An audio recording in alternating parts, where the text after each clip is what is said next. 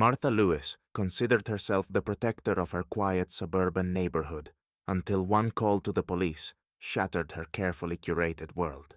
She reported a suspicious man standing outside a vacant house, unaware that he was the new police chief, a man whose entire life had been shaped by fighting the kind of prejudice she unknowingly embodied.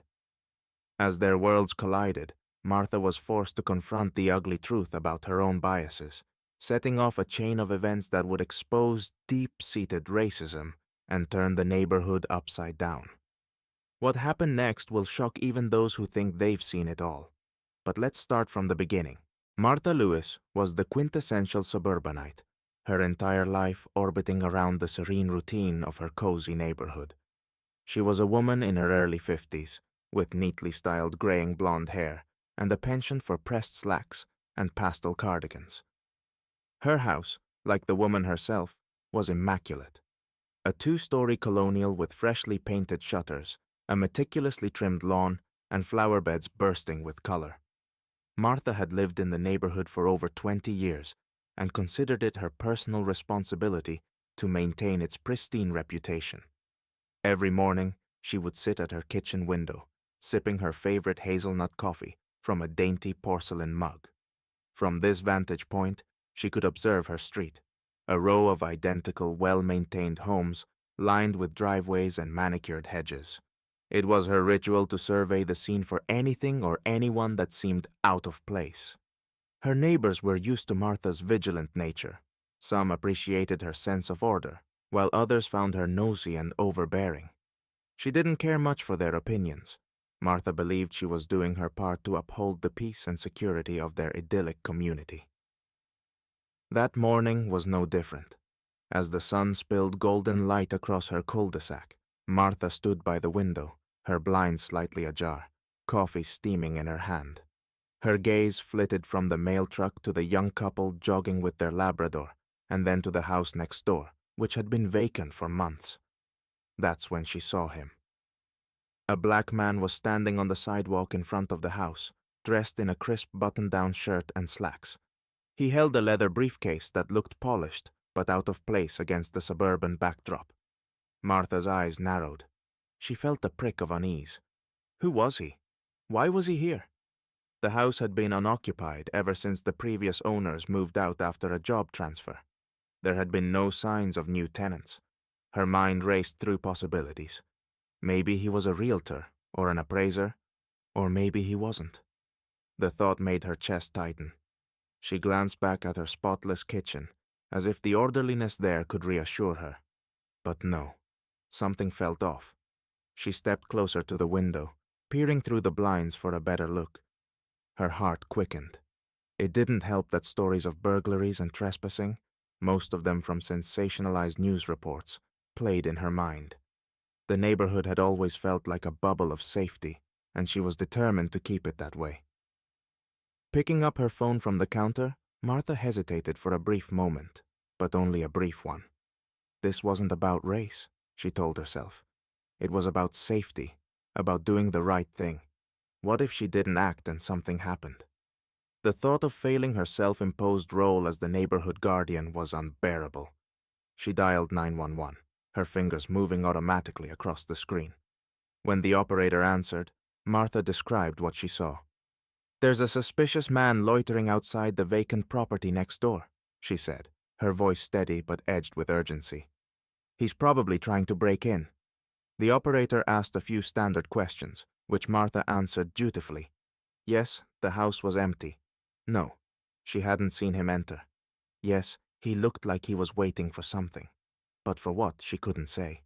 The operator assured her that officers would be dispatched. Hanging up, Martha set the phone down and returned to her post at the window. She crossed her arms, her coffee forgotten on the counter behind her.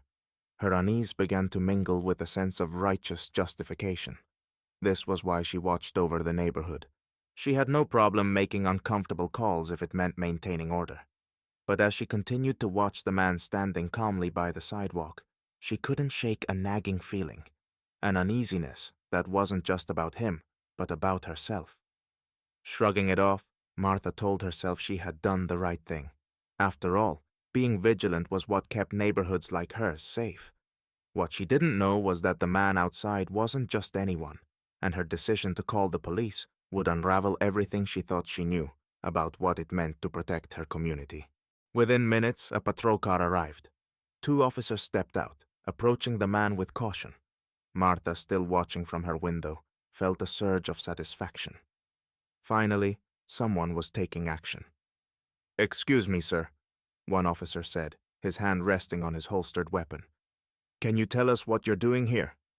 The man turned calmly, his demeanor composed but firm. "I'm Chief Derek Harris, the new chief of police. This is my house. I just closed on the property yesterday and stopped by to check on a few things." The officers exchanged surprised glances. "Chief Harris?" one of them stammered. "That's right," Derek said, pulling out his ID and handing it over. "Is there a problem?" Before the officers could respond, Martha stepped outside, still clutching her phone. "What's going on here?" she demanded, her voice sharp. "Why are you talking to him like he's done nothing wrong?" One of the officers turned to her. "Ma'am, this is Chief Harris, our new commanding officer." Martha's face went pale. "Him? That can't be right," she sputtered. Well, I thought he was a trespasser." Chief Harris's expression remained calm, though his eyes were piercing. "And what exactly made you think that, ma'am?" he asked, his tone measured. Martha faltered, suddenly aware of the weight of her assumptions. I just didn't recognize you," she stammered. "And you weren't in uniform." The officers, clearly uncomfortable, excused themselves to give Chief Harris and Martha some space. Left alone with the man she had wrongly accused, Martha felt an overwhelming urge to apologize, but her pride kept her silent. Chief Harris broke the tension. "You know," he began, his voice steady, "this isn't the first time someone's assumed I didn't belong. It probably won't be the last." "I didn't mean any harm," Martha said quickly. "I was just trying to look out for the neighborhood." "And I understand that," Derek replied. "But what you don't see is how often people who look like me are treated with suspicion for simply existing. If I wasn't the police chief, this could have ended very differently." His words hit Martha like a ton of bricks. She felt a pang of shame, but also defensiveness. "I wasn't trying to be racist," she protested weakly. "I just didn't know." Derek gave her a long look, his expression softening slightly. "I believe you didn't mean harm, but intent doesn't erase impact. What you did today could have had serious consequences for someone else. It's something to think about." Martha nodded, her face flushed with embarrassment. "I'm sorry," she murmured. "I didn't realize." "Now you do," Derek said simply. "I hope next time you see someone who doesn't look like they belong, you take a moment to ask yourself why you feel that way before picking up the phone."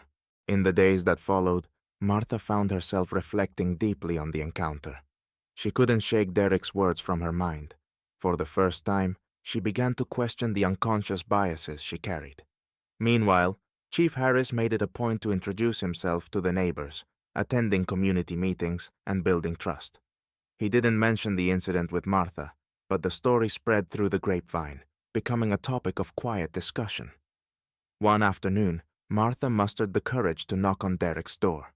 When he opened it, she held out a basket of cookies. "I wanted to say thank you," she said, her voice trembling, "for your patience the other day and to properly welcome you to the neighborhood." Derek accepted the basket with a warm smile. "Thank you, Mrs. Lewis. I appreciate that." From that moment, something shifted in the neighborhood. Martha began volunteering at community outreach events Derek organized, determined to learn and grow. She even joined a book club focused on racial equity, eager to better understand perspectives she had once ignored. For Derek, the incident with Martha became a reminder of the work still needed, but also of the potential for change. While not every interaction would lead to a transformation, this one had planted a seed. As the weeks turned into months, the small neighborhood started to feel like a true community, a place where people looked out for one another without suspicion, but with understanding and respect. And for Martha, it was a second chance to become the neighbor she had always believed herself to be.